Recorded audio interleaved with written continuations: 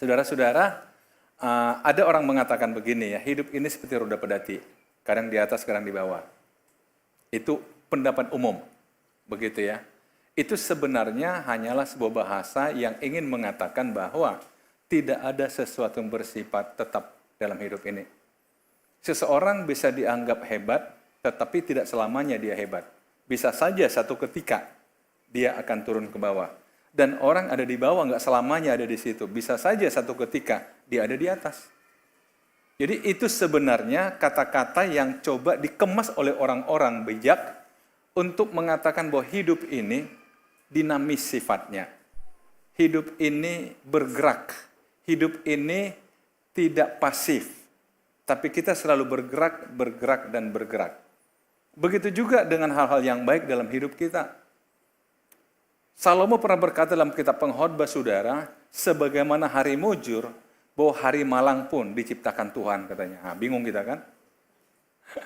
Hari malang pun. Tapi intinya supaya kita belajar tentang Tuhan. Artinya begini, ternyata dalam semua situasi kita bisa belajar tentang Tuhan. Tentang hidup ini. Hidup ini dibandingkan dengan Tuhan seperti apa.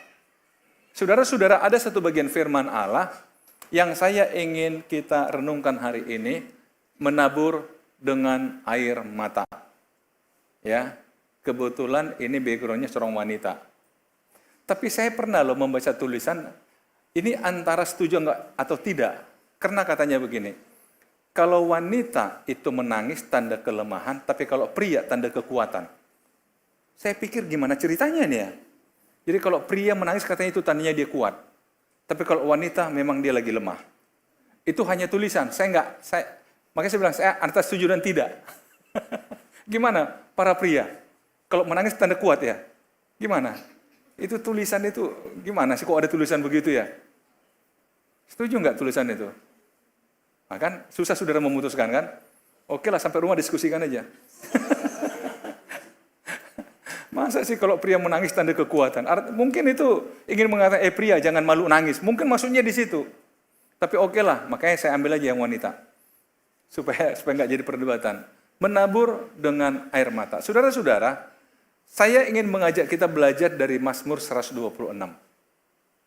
Dalam Mazmur 126 dikatakan begini, nyanyian ziarah. Ketika Tuhan memulihkan keadaan Sion, keadaan kita seperti orang-orang yang bermimpi. Pada waktu itu mulut kita penuh dengan tertawa dan lidah kita dengan sorak-sorai. Pada waktu itu berkatalah orang di antara bangsa-bangsa, Tuhan telah melakukan perkara-perkara besar pada orang-orang ini. Tuhan telah melakukan perkara besar kepada kita, maka kita bersukacita. Saudara-saudara, kalau dikatakan Sion ini adalah bahasa lain dari Yerusalem. Ini adalah satu nyanyian dari sekelompok umat Tuhan pada masa itu ketika mereka mengenang masa lalu. Peristiwa masa lalu yang tentu saja diceritakan oleh nenek moyang mereka. Peristiwa ketika orang Israel dipimpin Tuhan keluar dari Mesir menuju Kanaan, akhirnya sampai ke Yerusalem. Nah, mereka dengar cerita ketika itu dikatakan, wow, keadaan kita seperti orang-orang bermimpi. Artinya apa? Cara Tuhan menuntun nenek moyang kita itu seperti nggak masuk akal. Seperti mimpi. Misalnya saudara lihat ketika Firaun sudah memberikan izin mereka keluar. Alkitab mencatat itu 600.000 orang laki-laki aja. Yang dewasa. Usia bekerja saudara. Nah, tetapi kemudian Firaun berubah pikiran karena apa? Dia kehilangan 600.000 tenaga kerja, itu negara bangkrut, saudara. Kalau tiba-tiba tenaga kerja yang dibayar murah tiba-tiba berangkat begitu banyak, ini yang buat Firaun baru berapa hari mereka pergi mulai tersadar. Sehingga mereka katakan, semua prajurit, kita kejar kembali mereka, kita bawa mereka kembali ke Mesir. Nah, saudara-saudara, waktu itu posisi orang Israel sudah di pinggir laut. Sama-sama kita tahu, betul? Di belakang ada Firaun dengan pasukannya. Ketika didengar derap langkah Firaun dengan pasukannya, orang Israel mengatakan, mati kita Musa. Apakah tidak ada kuburan di Mesir? Sehingga engkau harus membawa kami ke pinggir laut untuk terkubur di sini. Saudara, mereka teriak, mereka ketakutan. Tapi ketika Musa bertanya pada Tuhan, apa yang kau lakukan? Kau yang suruh saya bawa mereka sini. Tapi Tuhan katakan apa? Di tanganmu ada tongkat, ulurkan aja ke laut. Hanya 1 kali ulurkan ke laut, apa yang terjadi? Laut terbelah. Kan kayak mimpi. Makanya ketika ceritakan, bagi mereka ini kayak mimpi. Ada banyak mimpi kita susah kita jelaskan, betul nggak? Halo, ada di antara saudara suami istri bertengkar gara-gara mimpi? Kenapa di mimpiku kau tinggalkan aku, katanya. Padahal cuma mimpi, berantem mereka. Saudara, kadang oke lah, akhirnya nggak usah dibahas lah. Nanti melebar kemana-mana. Tapi saudara, ada banyak peristiwa dalam kehidupan Israel seperti mimpi. Begitu juga setelah peristiwa selesai, saudara tahu, mereka mulai bernyanyi, bersorak-sorak, menari-nari, betul? Tapi kemudian Tuhan suruh mereka bergerak lagi. Ya, ketemu tempat nggak ada air. Tuhan suruh apa Musa? Ketok aja batu itu. Ya, keluar air. Kayak mimpi lagi. Kemudian gimana cara memberi makan 40 tahun lamanya segitu banyak orang? Kan nggak sempat menanam, nggak sempat ini. Tapi Tuhan kasih mereka mana? Kayak mimpi lagi. Pengen makan daging dikasih burung puyuh, kayak mimpi lagi. Terlalu banyak peristiwa kalau ceritakan itu seperti mimpi. Itu sebabnya mereka katakan ketika Tuhan memulihkan keadaan Sion, keadaan kita seperti orang-orang yang bermimpi. Pada waktu mulut kita penuh dengan tertawa dan lidah kita dengan sorak-sorai.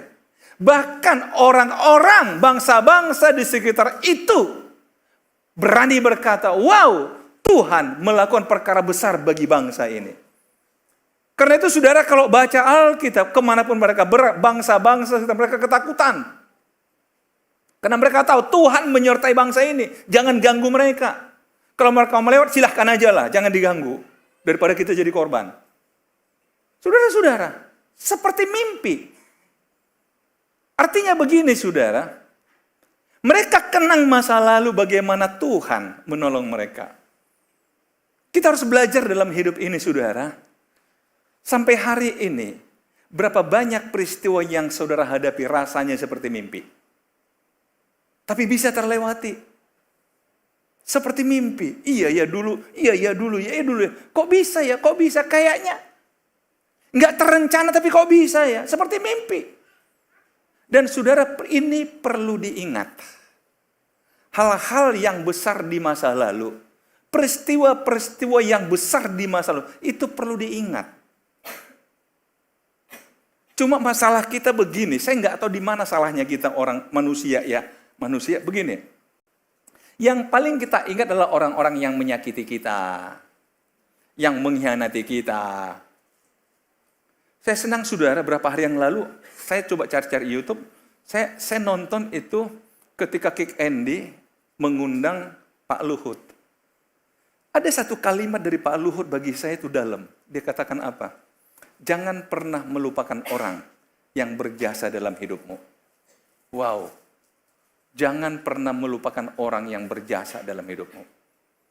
Karena faktanya kita, yang berjasa kita lupakan. Yang menyakiti kita meteraikan. Betul nggak? Halo? Mari kita bertanding saudara. Yang saudara ingat di masa lalumu, apakah orang yang berjasa atau menyakiti? Mari jujur. Itulah kesalahan kita saudara. Yang menyakiti yang kita ingin ingat. Tapi yang berbuat baik tidak. Perbuatan baik kita lupakan. Masa-masalah sulit, masa-masa orang menyakiti, kita ceritakan burung dengan semangat, saudara. Itu enggak membangun mental kita, saudara. Tapi di sini lihat, ketika dulu, rasanya bersorak-sorai. Seperti mimpi ya. Karena ini akan terkait ke masa depan, saudara. Terkait masa depan. Artinya begini, saya belajar salah satu ilmu kepemimpinan adalah bahwa motivasi berprestasi itu harus dipupuk dalam hidup. Artinya apa? Sekecil apapun prestasi di masa lalu, itu harus terus dikenang, kalau boleh dirayakan. Tujuannya apa? Supaya kita mengatakan pada diri, engkau pernah berprestasi. Kalau dulu kau pernah berprestasi, pasti sekarang pun kau bisa berprestasi. Karena itu dikatakan kepada anak-anak berprestasi pun, kasih dia penghargaan. Supaya dia tahu bahwa dia pernah jadi pemenang. Gimana saudara? Anak naik kelas, walaupun nilainya tidak seperti harapan, tetap kasih hadiah, walaupun diskon hadiahnya. Kan kasih target, kalau begini, hadiahnya begini. Ya kasih motivasi, tetap kasih hadiah nak. Papa kasih hadiah, tetapi karena targetmu kurangilah dikit. Ya kan? Tapi hargai dia. Hampir sama, makanya saya suka saudara kalau anak-anak di sana dia bawa gambarnya, saya, gambar apa itu? Bagus sekali ya. Walaupun belepotan kan sebenarnya. Dalam pemahaman orang dewasa. Tapi ketika, bagus sekali, dia merasa, gambarku dihargai. Gimana saudara? Masa saudara nggak punya prestasi sih di masa lalu yang perlu diingat, yang perlu dikenang? Masa gagal terus hidup ini? Tapi tolonglah, ingat bagaimana Tuhan menyelesaikan masalah saudara satu demi satu. Ingat itu, ingat. Artinya apa? Saya pernah kok mengalami sesuatu. Nah itu akan mempengaruhi hidup kita masa kini. Karena orang mengatakan begini saudara, hidup hari ini kan hasil keputusan hari kemarin. Dan hari esok tergantung keputusan hari ini. Artinya apa? Tidak ada kehidupan yang tidak berkelanjutan. Adanya hukum menabur dan menuai. Nah kemudian kalau ini sudah kita pahami saudara, kita suka mengenang peristiwa-peristiwa besar di masa lalu, dan orang juga mengakuinya. Nah akhirnya kita berani berdoa ketika dalam kesulitan kita, dengan mengatakan pulihkanlah keadaan kami ya Tuhan. Pulihkanlah keadaanku hari ini ya Tuhan. Seperti memulihkan batang air kering di tanah Negeb. Saudara, tanah Negeb ini adalah daratan pasir yang kering.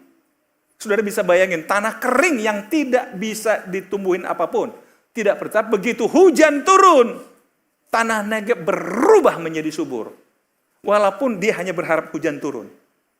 Tapi begitu hujan turun membasahi, waduh, rasanya lupa selama ini. Apa yang terjadi? Artinya begini saudara. Saudara dengan melihat pengalaman masa lalu, saudara jadi optimis. Dengan pulihkan aku Tuhan. Artinya pulihkan itu artinya apa? Kembalikan aku kepada semangatku yang lalu. Kepada motivasi hidup yang lalu. Kepada keberhasilan yang lalu. Karena engkau pernah melakukan bagiku. Pulihkan aku Tuhan. Kalau enggak pernah saudara ingat itu enggak pernah. Apa mau dipulihkan saudara? Bisa ditangkap saudara? Sehingga kita berani berkata, Tuhan pulihkan aku. Karena dulu engkau pernah pulihkan aku. Engkau bisa buat begini. Masa ini enggak sih Tuhan? Pulihkan aku. Pulihkan aku. Akhirnya saudara, barulah ini tema khotbah kita. Orang yang menabur dengan mencurahkan. Maaf saya agak berat ke sini karena kamera kita ini mati, jadi semua di sana. Jadi yang ikut YouTube, jadi agak menghargai mereka, saya ke sana. Saya sadar kamera soalnya saudara. Jadi cuma kamera di sana. Jadi kalau saudara lihat di YouTube itu, kalau saya begini, kok punggung saya yang kelihatan kan? Jadi agak ke sana sedikit saya. Ini kameranya ada masalah, ya. Maaf yang di sini ya. Orang-orang yang menabur dengan mencucurkan air mata akan menuai dengan bersorak-sorai. Orang yang berjalan maju dengan menangis sambil menabur benih, pasti pulang dengan sorak-sorai sambil membawa berkas-berkasnya. Artinya begini, setelah kita berpulihkan aku Tuhan, maka tetaplah menabur, walaupun dengan menangis. Jujur, banyak orang ketika dalam kesusahannya dia memilih diam. Tidak buat apa-apa, betul nggak? Ketika orang merasa dia orang gagal, dia memilih diam, tidak berbuat apa-apa, betul nggak? Tapi ayat mengatakan, walaupun menyakitkan kegagalan itu, walaupun menyakitkan peristiwa yang kau hadapi, engkau harus terus bergerak maju, berjalan maju sambil menabur. Artinya apa? Jangan pernah diam. Bagaimana mungkin engkau melihat keberhasilan di masa depan kalau hari ini engkau tidak berbuat apa-apa? Saudara, saya pernah membaca satu buku yang coba mengkisahkan ini, saudara. Dia ambil analogi supaya kita paham lebih dalam. Dia katakan begini, seorang petani, dia sudah menyimpan hasil panen dalam lumbung. Dan kemudian disisihkan juga sebagian untuk benih yang akan ditanam untuk musim berikutnya. Tapi hujan nggak turun-turun, kemarau panjang. Sampai hasil panen yang di lumbung juga sudah menipis, bahkan habis. Dia mulai berpikir, apakah aku harus mengolah benih ini setidaknya bisa menyambung hidup dalam 2-3 hari ke depan? Ataukah tetap kupertahankan benih ini supaya ada yang kutabur ketika musim hujan datang? Ini pergumulan yang berat, saudara. Pergumulan yang berat. Tapi si petani memutuskan, aku akan cari cara untuk bisa aku hidup tanpa harus mengganggu benih yang akan kutabur ini. Akhirnya dia pertahankan benih, nggak mau dia ganggu. Walaupun godaannya udah olah aja. Tapi dia bilang, enggak, saya akan pertahankan benih ini sampai musim menabur. Dan dia berjuang. Sampai akhirnya hujan turun. Ketika hujan turun, dia mulai persiapkan lahannya. Dan ketika menabur itulah dia menangis. Ini benih yang kusimpan sekian lama. Akhirnya saatnya engkau akan kutabur. Makanya itu menabur dia dengan keharuan, dengan air mata. Akhirnya begitu panen tiba, dia bersorak-sorai. Bisa ditangkap, saudara? Artinya apa, saudara? Kesulitan tidak membuat kita berhenti. Pergumulan jangan membuat kita menyerah. Tetap menabur. Supaya kita bisa menuai di kemudian hari. Saudara-saudara, mari kita belajar. Lihat kesinambungan pasal ini, saudara. Ingat bagaimana Tuhan di masa lalu menolong saudara. Dan kalau sekarang sudah dalam masa sulit, katakan, Tuhan pulihkan aku. Dan kemudian bergerak menabur, saudara. Walaupun harus dengan menangis. Dalam kegagalan orang disuruh memulai sesuatu itu pasti nggak mudah. Dalam kondisi sedang jatuh, orang disuruh bangkit pasti nggak mudah. Tapi walaupun menangis, harus tetap menabur. Amin. Ada satu kisah, saudara, saya baca di buku, udah lama kisah ini saya baca. Ini satu peristiwa terjadi di salah satu negara bagian di Amerika. Ada satu gereja. Jemaatnya 5.000-an seperti itu. Nama pendetanya Curtis. Pendeta Curtis. Pendeta ini dia punya kebiasaan kalau hari Senin dia masuk kantor khusus membaca surat-surat yang masuk. Di zaman dulu kan masih korespondensi, kan masih pakai surat ya tertulis. Pada satu hari Senin dia masuk ke kantor, tapi dia merasa karena minggu itu agak padat acara, dia agak letih, dia memutuskan, besok saja nih surat-surat saya baca. Dia duduk santai di kursi kerjanya sambil santai-santai, matanya tetap pada tumpukan surat. Dia tertarik ada satu surat amplop kok warnanya ungu. Akhirnya dia pikir, apa ini ya? Jangan-jangan ini ya sesuatu yang undangan atau apa. Saya buka lah, dia ambil. Dia baca. Surat itu simpel sekali. Bunyinya begini. Pendeta Curtis yang saya hormati. Bapak pendeta pasti tidak mengenal saya karena kita memang belum pernah bertemu. Saya hanya ingin menyampaikan bahwa saya sangat diberkati dengan khotbah-khotbah Bapak yang saya dengarkan melalui rekaman kaset yang saya pinjam dari gereja. Saya sedang berpikir, andaikan khotbah ini ditransfer menjadi bentuk tulisan, dibuat transkripnya, dan kemudian dibuat dalam majalah ataupun dalam bentuk buku, pasti lebih banyaknya lagi orang diberkati Tuhan lewat khotbah Bapak Pendeta. Dan jika Bapak berkenan, saya siap melakukannya. Saya berjanji, kalau Bapak berkenan, saya ambil rekaman hari Senin, saya kembalikan hari Rabu, lengkap dengan tulisannya. Tertanda Mary Louise Soleri.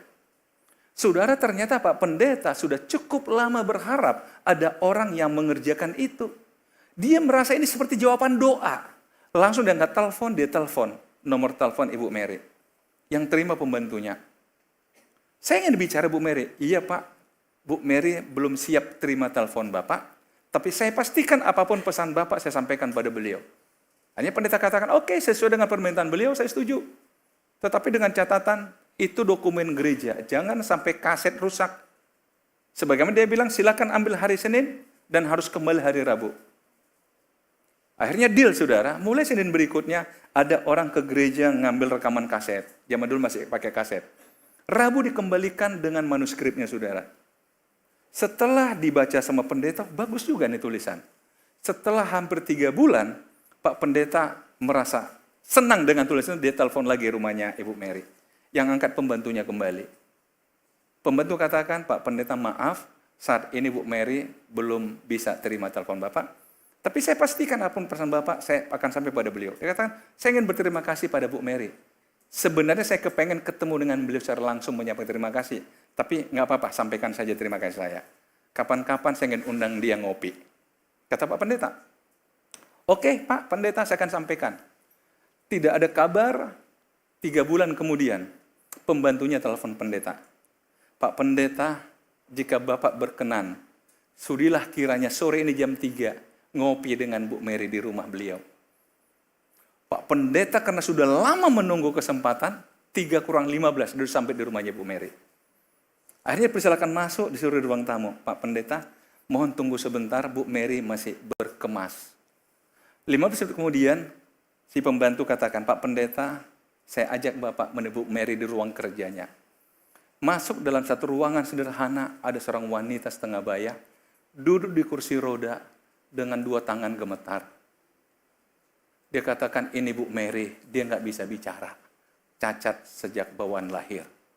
Di depannya ada mesin tik. Dia katakan, Bu Mary kebetulan lagi mengetik dengan kedua kakinya. Si pembantu katakan, Bapak tahu, dengan cara inilah Bu Mary menulis khotbah Bapak. Dia hanya suruh saya menekan tape recorder ini. Dia dengar baik-baik, kemudian dia buat bentuk tulisan. Dan waktu Pak Pendeta dia sedang mengetik, saudara tahu apa yang diketiknya? Saya bersyukur pada Tuhan, ternyata hidupku masih berarti untuk Tuhan. Pak Pendeta menangis. Saudara-saudara, tidak ada alasan bagi kita untuk tidak bergerak maju. Amin. Batasan-batasan bukanlah handicap yang kita dengan alasan, bukan saya nggak mau tapi saya nggak bisa. Enggak, saudara. Terlalu banyak hal bisa kita buat. Walaupun harus menangis, tapi tetaplah menabur. Tetaplah menabur. Tetaplah menabur. Amin. Tuhan Yesus memberkati kita.